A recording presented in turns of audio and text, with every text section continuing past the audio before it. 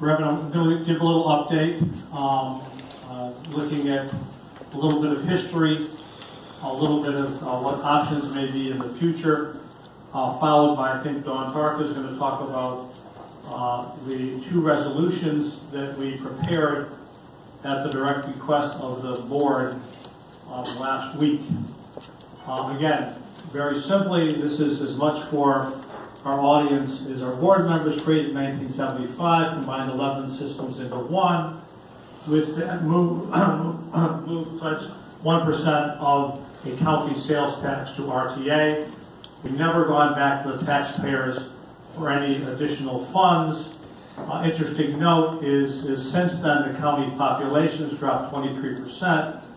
And when you look at the income levels in our county in relative terms, both the income levels in the county and the city have decreased proportionally as well. What that means is there are less people buying less goods, producing less sales tax for that 1%. Some of the common ways public transit is supported by taxpayers are sales tax, property tax, and payroll tax. We'll be talking about sales tax and property tax today, which was the request of the board last week.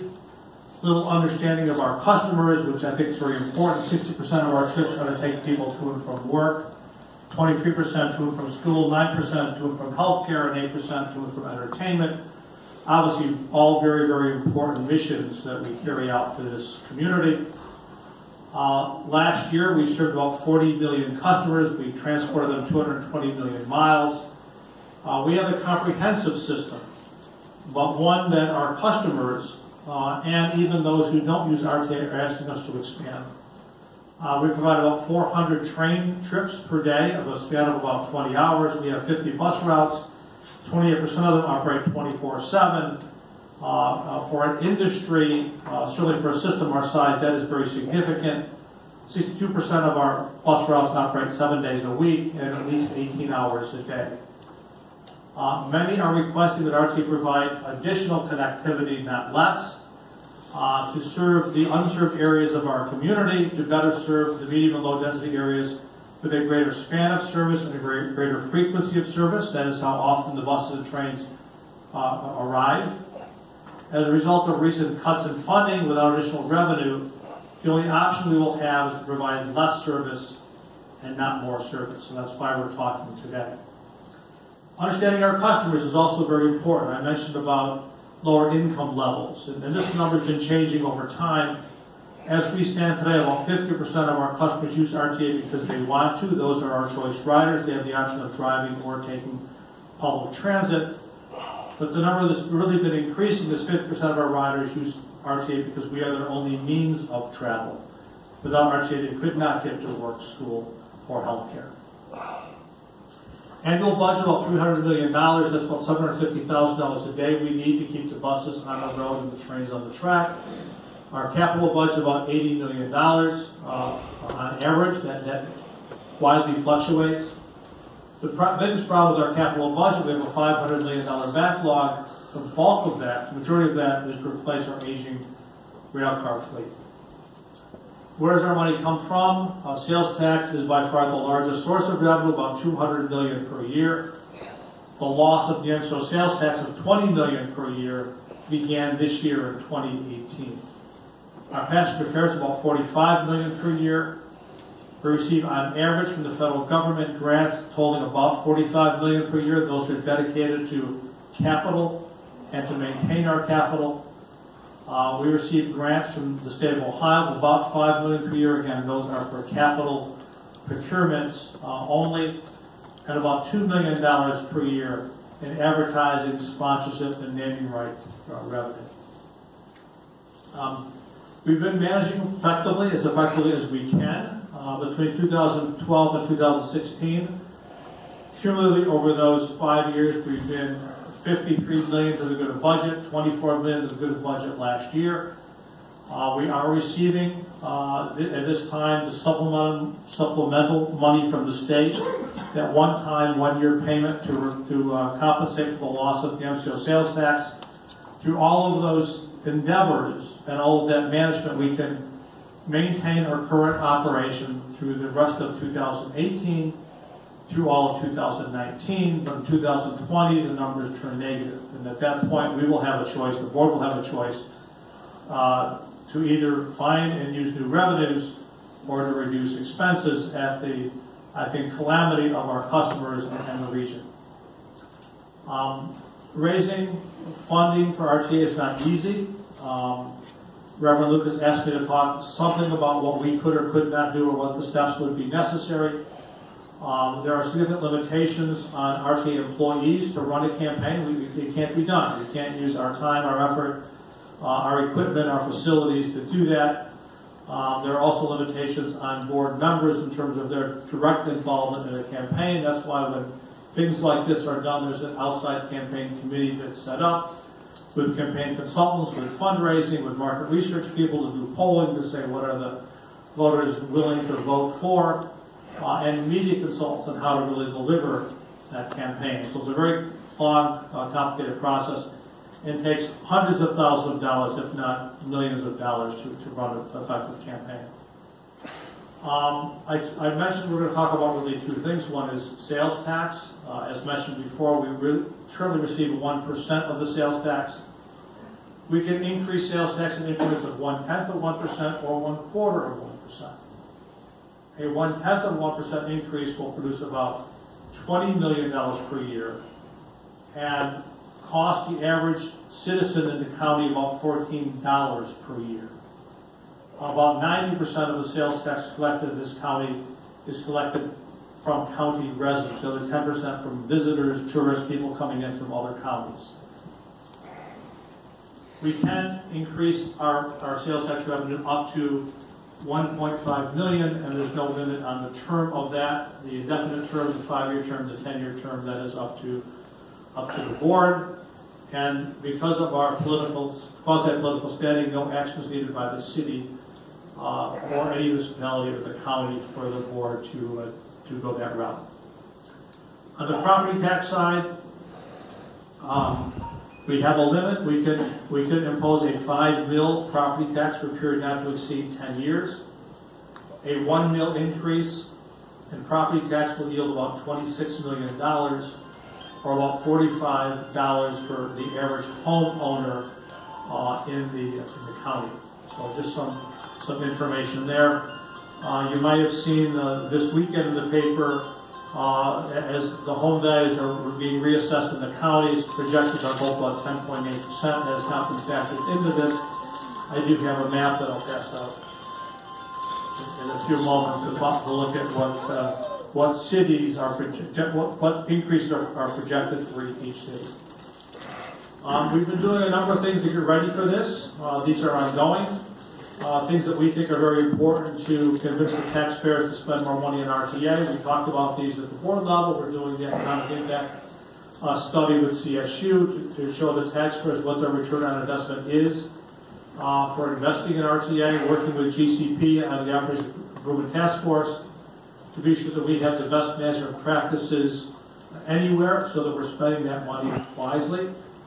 We're doing a fair study the board authorized a couple months ago to be sure how we best address fares and ridership, with that balance between addressing fares and being fair to our customers and not making us unaffordable.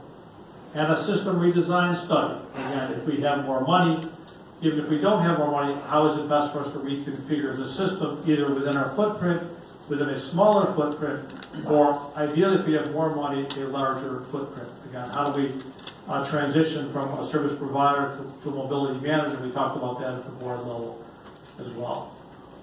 One of the keys when you look at campaigns that have worked well, those that have been most successful, we talked about the Los Angeles Proposition M last week.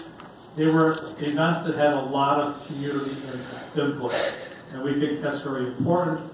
We have a lot of community input built into our fare study. A lot of community input will be built into the system redesign study. We need to be out there to ask not just our customers, but the public that will be voting on this, what they want from RTA into the future. There's been talk around the state about this because the MCO sales tax loss didn't affect just us, but affected others.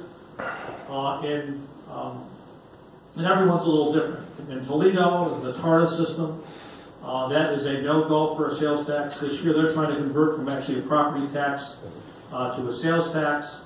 And based on their legislation, each county in their district must approve them going to the ballot. That did not happen. In SORTA, in Cincinnati, they're based on a semi-payroll tax, now trying to go to a sales tax. They've done a lot of work for several years, and their board decided very recently that they're not ready to go this year. Dayton RTA, that was also impacted by loss of MCO sales tax, they're in a situation where their county commissioners just, I think 2 weeks ago, approved a sales tax for the county to replace the MCO sales tax loss, but they didn't include money for Dayton RTA. They're kind of left out in the lurch on that. Good news is I think that, history has shown that if a campaign is run well, and I think most are, they've been wildly successful. The success rate since 2000 on a transit initiative campaign has passed by 71%. In 2016, the number was 16%, and last year it was 90%. So those campaigns that actually get to the ballot box have been successful, and hopefully if we decide to go that way, we will experience the same positive vote by our people. Some of the critical dates, again, if the board decides to go for this November election, November 6th election, we must submit the resolution of necessity by August 8th. If the board is considering a May 7th election, we must submit the resolution by February 4th. And if the board is looking a year from this November, November 5th, 2019, that must be submitted by August 5th of 2019. So, again, just wanted to give you that background. We do have some updated information that we'll hand out to the board regarding those comments. Are there any questions I can answer? I have a quick. Can you just make sure that we get that slide presentation together a lot of good data? Yes. That's what I was going to add. Yes, certainly. The last meeting we had, we talked, the date was August 6th. Has that been researched? Because it's now... It has been researched and it is August 8th. Thank you. Joe, do you know why both Toledo and Cincinnati are looking at changing their models from what they have, one being a property tax, one being an income tax, to the sales tax model? Any indication as to why? Yeah, I think I know. I'll tell you what I do know, but probably better going to the source. Cincinnati's model is kind of a strange one where they receive payroll tax from those who live in the city, but kind of annual contributions from the municipalities outside the city, so there's not consistency. And even though the sales tax might not be the panacea, I think everyone understands it's probably the best, because it has some level of stability and some level of inflationary growth. So that is the best of the three, so that they want to get there. And I think the same is true in some ways in Toledo. Again, people feel that other than the fact that we just lost 20 million because of the way what the state didn't do last year, sales tax really is the way to go. So we're trying to get to that level. Any other questions? All right. Okay, I will just, as I leave, I'll just pass out again. There's a recent article about the Cincinnati and the Toledo sales tax drives that I'll pass out for information for the board. And I'll turn this over to Dawn. She's right here.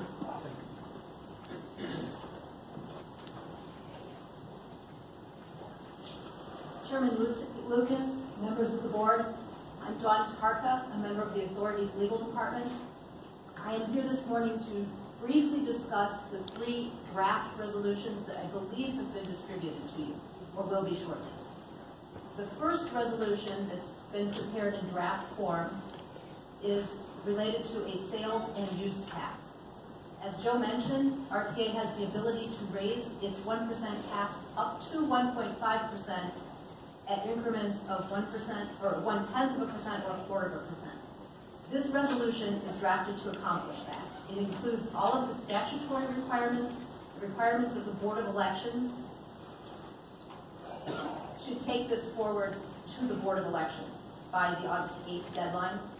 There are some blanks in each draft because there's information that needs to be filled in. We've left blanks for the percentage.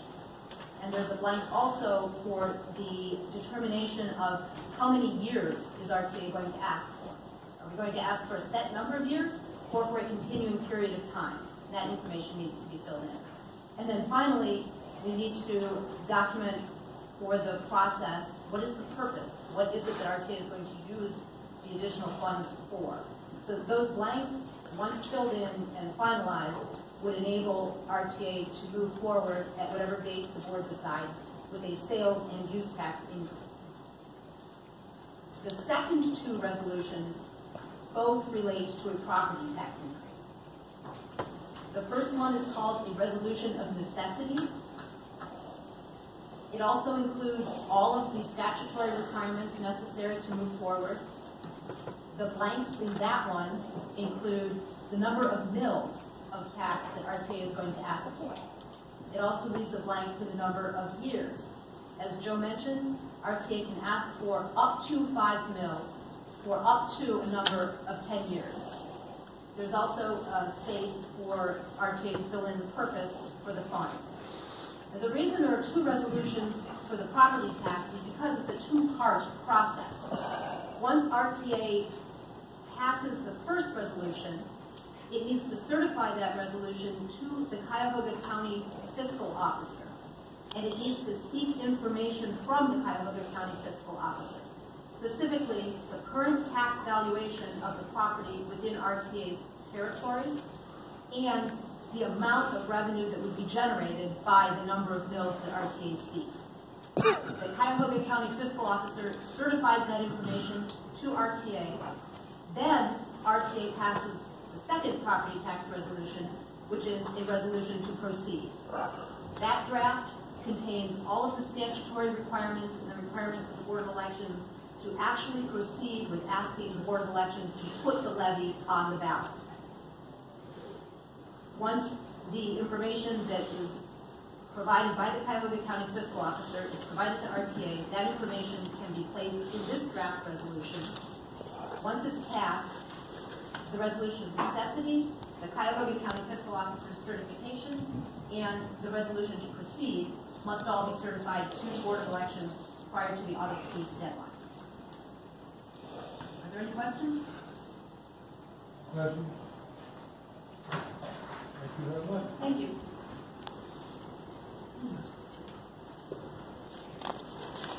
Any other presentations from staff? All right. And one of our board members has made a request that we have a presentation on running a campaign, and invited Brian Wright to give us a highlight on that.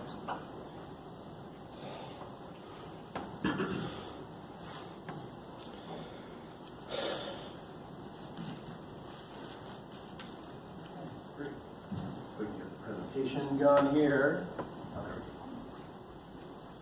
Chairman Lucas, members of the board, my name is Brian Wright. I'm a political consultant and strategic public relations specialist. I've been working in the field for about 20 years now. Whether that's a good thing or a bad thing still remains to be seen. I've worked on levies across the state of Ohio, worked on levies in Cuyahoga County, worked on levies in many of the communities across the county as well. When I think about RTA and the position you're in, and I have been following the news coverage, I think about how vital the future of RTA is to our region's future. Right now, we're in a position where the city of Cleveland is thriving. And to continue to thrive, we need to have a strong public transportation system. It's a major consideration for businesses, national events, and conferences that are looking for a place to locate. Nationwide, ridership has increased by 30%, while RTAs has declined. Roughly 150,000 Cuyahoga County residents depend on RTA to get to work, school, and for general transportation. And millennials, the largest generation in American history, they consider public transportation to be a leading tool to connect with their communities. Every dollar spent on public transportation generates 4 in economic returns. Every $10 million in investment yields $30 million in increased business sales. Home values perform 42% better when they're close to public transportation. And hotels, where there are direct lines between public transit and an airport, they perform 11% better. The funding cuts that RTA is forced to deal with are hurting all of us. If RTA is unable to get the additional funding that they need, from what I've seen from your own reports here, it's going to force the elimination of up to 200 jobs. 1.8 million fewer trips will be provided for work. That's people who depend on this for their livelihood. 700,000 fewer trips will be provided to local schools, and 300,000 fewer trips that enable Clevelanders to travel for healthcare appointments. The last levy, as we talked about, was back in 1974. Shake-ups have made your challenges even greater. There was the necessary reduction from state cuts. You've had to increase your fares. You've had a problem with your paratransit. And the board, to its credit, did an investigation and had to terminate its former president. But funding is an opportunity for a new path. The 0.5% sales, or $2 mills on property, will cover your shortfall and will give you additional revenue so that you can enhance and reinvigorate the agency. This is not just a vehicle and infrastructure improvement. It's about creating a public transportation system that's ready to deal with the challenges of the 21st century. So your other questions, obviously, we don't know right now exactly what public perception is of an approval or an increase. We don't know if we're going to have adequate financial support for a campaign. And as we're sitting here, you're still working through whether or not you want to go with a 0.5% sales tax or 2 mills. What I can tell you is timing of 2018 versus timing of 2019 elections. Right now, you're in a very big election cycle. There are broad grassroots activities. You've got state executive races, you've got Supreme Court races, you've got a Senate race, 4 congressional races, 3 state Senate races, a host of state legislative races, and your county offices are up. There's a larger voter turnout. And you've got not only these campaigns, but you've got labor and you've got independent expenditure groups that are going to be driving out voters to the poll. That's an opportunity for you to plug in and help get your constituency out. One other thing, the state's going to be paying for early vote applications, so that helps make your campaign a little more important. Right now, however, you're looking at competition for fundraising resources. You need to secure strong support from Cleveland and regional leadership. There's a limited time. If we do identify public opinion shortfalls, there's a limited time to work through that, and there's a rush to conduct necessary public opinion research. The revitalization vision that we talked about, which is getting RTA ready for the 21st century, needs to be built very quickly. But November does offer the opportunity for additional cracks at bites at the apple should it fail. Looking at May 2019, this is all local and other tax issues. There are going to be limited or no opportunities to plug into other efforts, and there's going to be extremely low voter turnout, which is going to put a big demand on your campaign, because you're going to be delivering your voters countywide, which can get very expensive. The campaign will be covering all media, mail, outreach, etc. Similar to this year, you'll need to secure strong leadership, support from them across the county. You will have more time to work through any of the current issues that are identified in your public opinion research. And there's an expanded opportunity to move beyond that and identify the best course of action for the organization.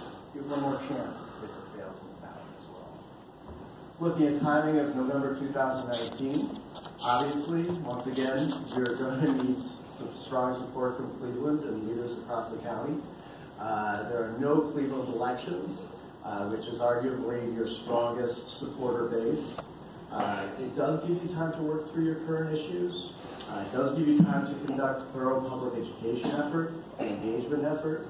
Unfortunately, this is your last chance. There's no room for failure. So with that, I will open it up to any questions. Yeah. Yes, so as I was giving this thought, is the only county-wide tax that I remember failing was the Port Authority. And I guess I would wonder is like, if you, how much money did they raise? Why did it fail? They were able to come back, but the question is, and then the other part of the question is, to run a campaign like this in this November's election cycle, what kind of budget would we need? And I understand it's not the board, but there's a realistic, the idea is not to go put this on the ballot so it fails. So is it a realistic goal or is it not?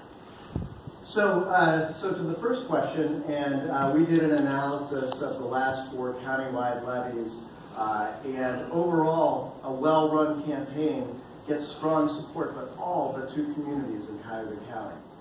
But that is, the caveat there is a strong, well-run campaign, and that means that requires a lot of resources, which is the second part of your question. You had asked about the Port Authority levy that went down. I was not part of that campaign, but I do remember it. And my assessment of that campaign was that messaging was off, that they did not identify enough what voters, the benefits that voters were really going to get out of it.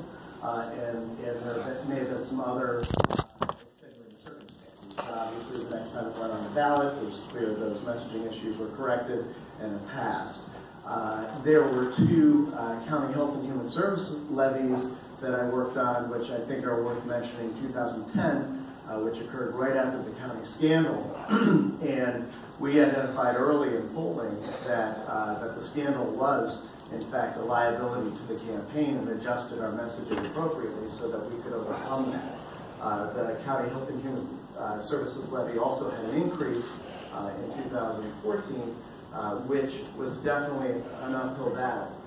And unlike other levies in Cuyahoga County that are well into the 60s and 70%, that one came in at the mid-50s, and had adequate funding not been spent to get the communications out that we needed to do, there was a risk of failure there. So especially with the increase, I would say, yeah, there's a risk. There's a risk, and you have to run a very professional, very aggressive campaign, very much like your director outlined. No idea like what a budget would be. Oh, for a competitive election, something like this, you're looking at, at a minimum, $500,000, probably halfway between $500,000 and $1 million. I can't tell you for certain because I don't have public opinion polling to tell you. I mean, obviously, if there's a very large uphill climb to go, it's going to cost you more. Until that research is in place, we can identify areas where maybe you're a little more at risk than other areas. Until we have that information, you won't know exactly what your budget is, but somewhere in that range. Any other questions? Last one? Right. You talked about a successful campaign works except for 2 communities, which which are those? I'm wanting. I'm sorry? I'm wanting for the 2 communities. Okay, if there's smaller communities, I think one is 7 Hills, I forget the other one. But I'll get it for you. I was just wondering, when the Port Authority failed, was that on an off year or on your year? I don't remember that year, but I know that was the year where Cleveland Municipal Schools had a very large issue on the ballot. What I will say is, in the evaluation, it doesn't seem, well, there are advantages to going in a year like this year because you're able to dovetail into all of those grassroots activities that are driving your voters out. It does not appear that there's a correlation between timing and success, provided an advocate campaign is run. Any other questions? John, thank you very much, Brian. Great, thank you. All right. If there are no other comments from the board right now, we will go into public comment. Before we go into public comment, I'm not holding you this, but how many people expect to speak to? Me, you know I am. You already know. Very much. I'm gonna do something that is prerogative of the chairman. Because of the number, I'm gonna give you 4 minutes. Amen. You got 4 minutes. So please don't go over that because you'll be disrespectful or whatever. All right, who's up? Linda, that's a surprise. I am bragging everybody. Good morning, everybody. I'm Reverend Pinckney Butts, and I am so glad this is happening. Protocol has already been established, somewhat, for all the positions and all the labor that you put into this process, Mr. Calabrese, and you sacrificed so much for our transportation system. And the rest of the protocol has been established. I want to thank, first of all, Mayor Frank G. Jackson, for the Mayor of the City of Cleveland, for welcoming this type of platform under his leadership, and Cuyahoga County Council for their cooperation in other legislation. I want to come forward to say to you today that there is power in the name of Jesus to break every chain. And there are chains and there are bondages and there are circumstances on our transportation system that are to be broken today and to be addressed. And today I was thinking as I came down using public transportation about the fact that when RTA does have adequate funding, the awesome things that RTA does with the money. I looked at the East 34th Street rapid transit and the remarkable work that was done there. It is a beauty to the eye. When we had money in public transportation, we were able to give people bus passes that were trying to get on their feet to get out of incarceration, who had been incarcerated and could come out of the jail, people to have bus passes to go to work, and I look at what RTA does do. I've been coming here for 15 years, and sir, I'm one of the candidates, one of the congressional candidates on the campaign, but this is what I do. I don't spend money on flyers and stuff like that. I spend money helping people. I wanted to say, I see people every day. I've been using public transportation since it was CTS, and I went to Charles Mini Junior High School independently. And I watch people carry their groceries. I watch people transport their children to school. I watch and I see what public transportation does. Mr. Calabrese holds multiple titles: CEO, General Manager, Secretary, Treasurer, and that's a lot of responsibility. I applaud these young people for stepping up to the plate because the Word of God says that the young person is for the battle and the older one for the wisdom. And right now we're being challenged in so many areas in the United States Constitution right now because right now violence has been a way of life. But RTA set up a safety plan where if you're in trouble you can get to the bus to get somewhere safe. And we need this money. The Bible also states that taxes were put in place either after war, during a war, or when a war is being set in place. Tithe also was put in place, which is a portion of what people do in the church community. We need this money and these funds to be allocated to meet not only people's needs, but I sit and I watch people blatantly disregard our transportation system in the downtown area on Prospect, where they just walk in front of the vehicles as if they don't matter. But RTA is not just a need, RTA is also a deed. And this tax levy, and God is not an impossible God. I heard you mention something a little drop in the bucket about $1 million possibly that's needed for a campaign. That's a drop in the bucket to God. It's time now for people who really value the system to step up to the plate. And we're on the same page, Reverend Lucas, because 4 minutes was when I was asking for it, and the Holy Ghost gave you that. Thank you so much. But I wanted to just say, money is only an option for this campaign and put this tax levy on the ballot. The morality of RTA is on the front line here. And it's so much at stake. And I think, I'm going to call you Reverend Elkins, Mayor Elkins. We're working on you, Mayor Elkins. And Chief McCall, who really fought long and hard. Thank you all so much. And God bless you all so much. And have a great day. Amen. I'll obey.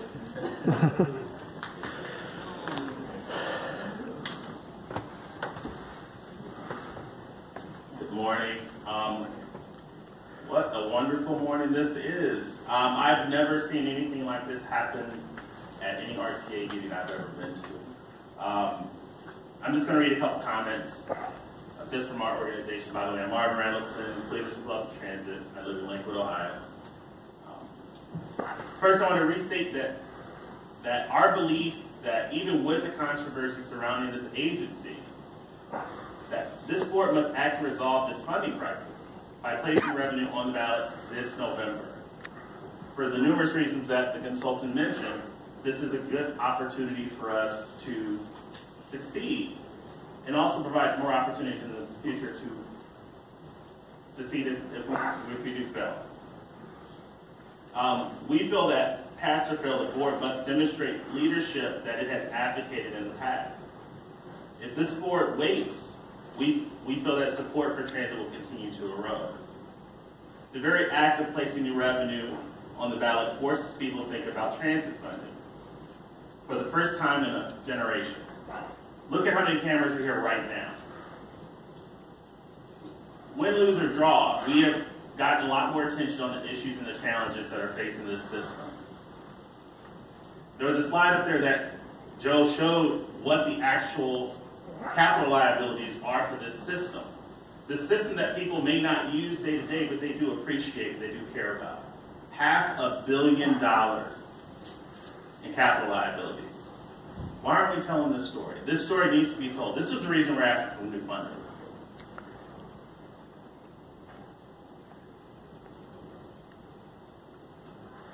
Even if this levy does not pass, and we believe it will, there's tons of information about what the voters think and how RTA can convert those voters in the future.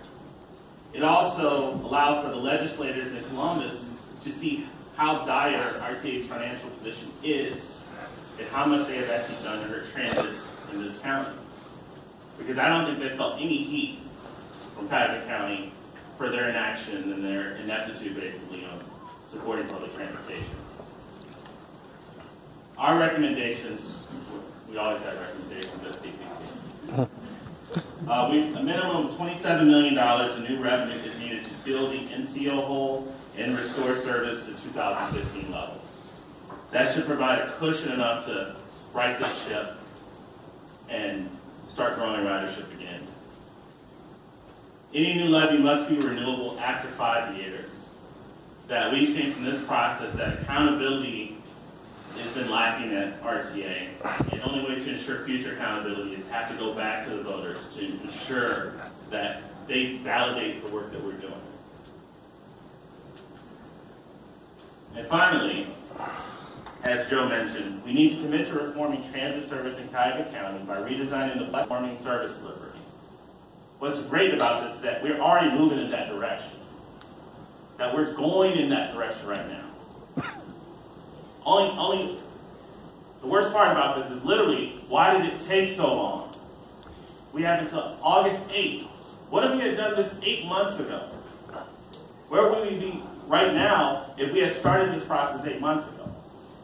And I know I can't litigate the past, but seriously, we can't ask people to continue to suffer because you guys were slow or late or inactive.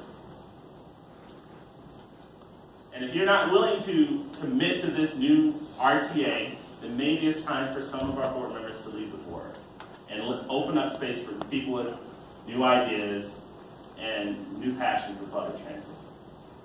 Thank you.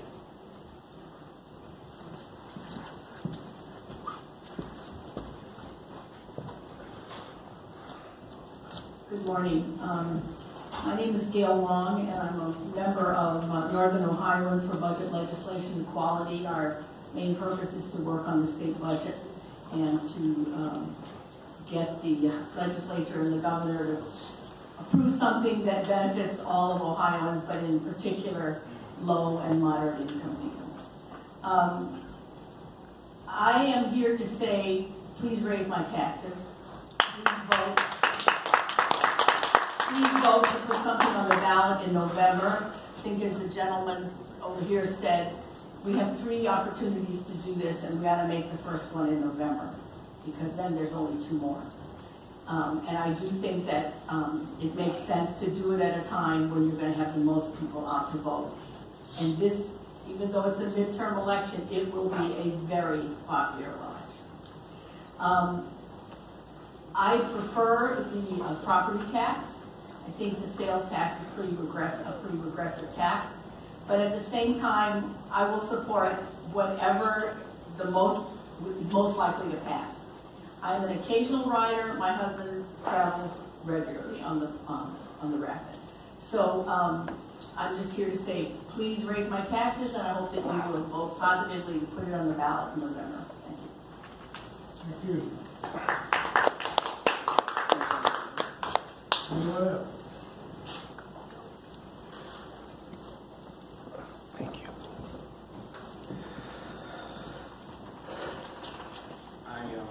I'm Marcus Manis, co-chair of Criminal Public Transit, my first speech in my neck, so sorry for the headlights. But I just want to show my solidarity for what Criminal Public Transit has been doing. And so a lot of stuff I'm going to say, it's going to be repeat, but it's emphasis. Because I'm thinking about, especially about the 50% of riders that have only one option, and that's to get to work, and that's that's an impactful number, a major number that affects all of us if those people can't get to work. We're talking about mostly service industry people probably in that group. If you look out and do break down those numbers, probably most of those would be service industry, and that's the majority of people that's working down in service industry. And sorry, I'm kind of trying to formulate my thoughts. One of the demands that, as Cleveland was probably trying to do, is to have the service back to 2016 and have the fares back to 2016, because the affordability is something that every rider talks about, is the affordability. We say, oh, it's only a quarter increase, oh, it's only a 50% increase. For somebody who's barely making it as it is, a quarter of 50 cents is a whole lot of money. Especially when you're doing it every day. And every day, every time you ride the bus, you will see people rolling quarters, rolling nickels to get to work. That's how close they are to making it. So you raise it another quarter, and they don't have their quarter, now they can't get to work. Now they lost a whole bunch more money. That's where I'm coming at. So that's just where I'm formulating my thoughts. And like with the one of the things we want to do is with the property tax, the $1 million property tax would cover that whole, the $27 million that the MCO tax and the deficit, the $7 million deficit that we already have, that would cover that. And I think it's maybe more palatable for a region than sales tax, even though sales tax would probably be more efficient at covering what we have to do. But I'm just trying to think what we get this passed in November more effectively. So that's really all I have to say. I can't make 4 minutes, but that's really all I have to say.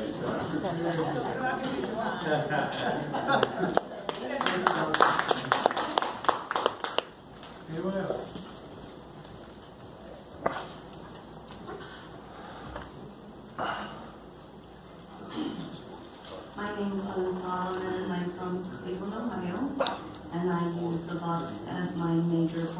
transportation. First of all, as the group Clevelanders for Public Transit wants to thank Trevor Elkins for bringing up the levy in the first place. We appreciate that. Still not going to church. I personally would prefer a property tax, and I do own a home, so I'm not just saying that I'm not owning a home.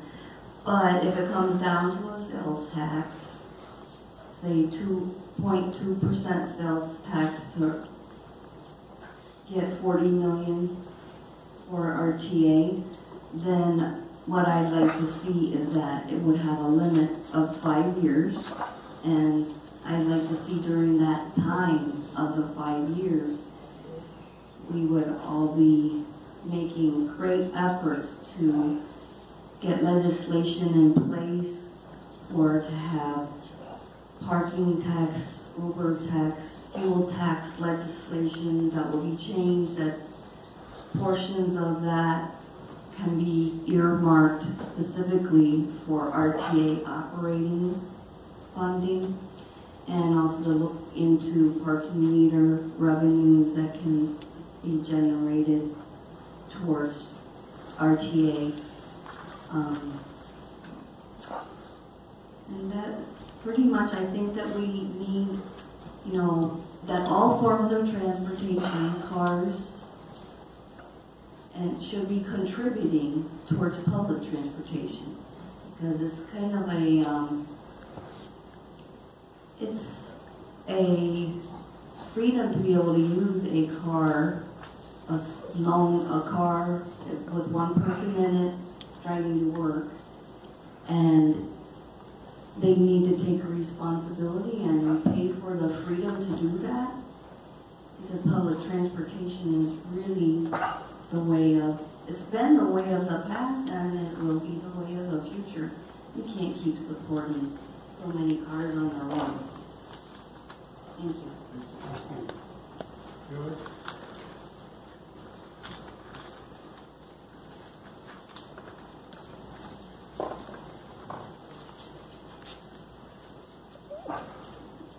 Thank you, Mr. Chairman. My name is George Zoller. I live in Cleveland. I take a backseat to nobody for being a very strong advocate for public transit for the last several decades. But I have been highly alarmed at some of the things that this whole situation has created for us. We do not know the odds of whether this has even a tiny chance of passing.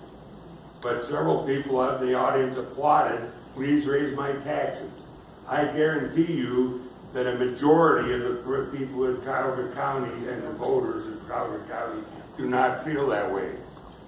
So making decisions like this and running it through before a campaign has even started, before $1 has been named, before any member has been named to a campaign committee, I am reminded of what our chairman, Mayor Clough, he's not here today, I'm glad to see you take his place, Reverend Lucas, but he said we were not ready.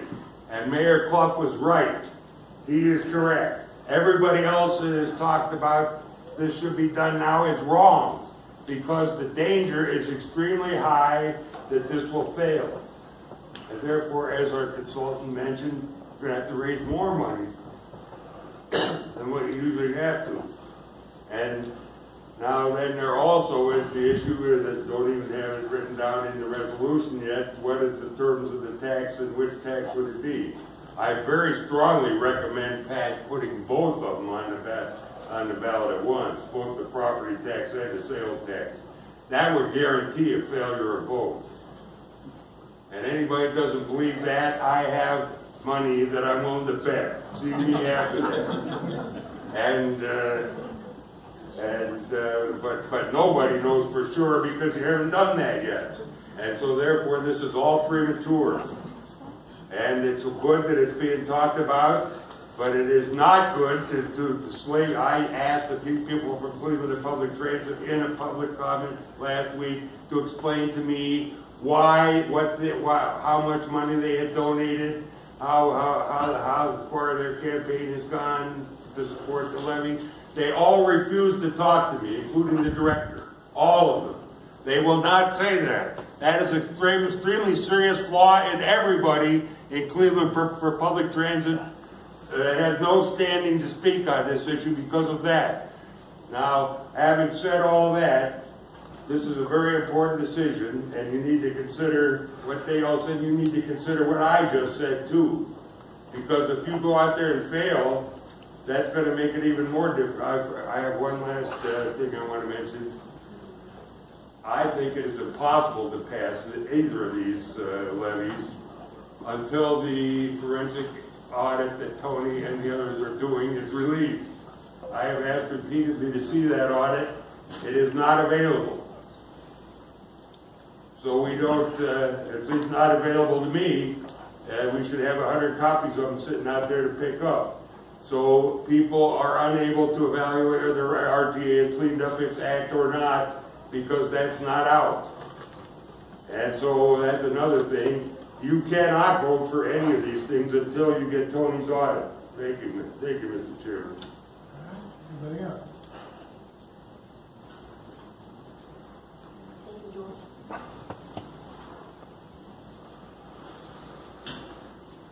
Did we get your name right today? Good morning, everybody.